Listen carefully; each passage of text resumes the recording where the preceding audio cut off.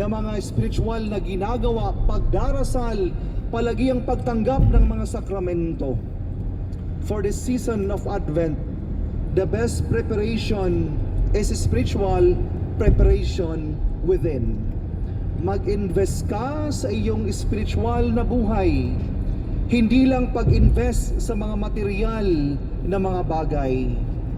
Some of us have not received the sacrament of reconciliation for quite some time. Matagal ng panahon.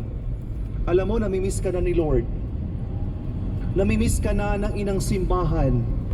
At hinihintay ka ng Panginoon na bumalik sa Kanya. Others have not attended Mass for various reasons. Matagal ng panahon. Nakakalimutan ang pagsisimba. Brothers and sisters, ang Adbyento ay nagpapaalala na tayo ay magsimba, na tayo ay mangumpisal, na tayo ay makilahok sa mga gawaing pang-spiritual sa simbahan, at higit sa lahat,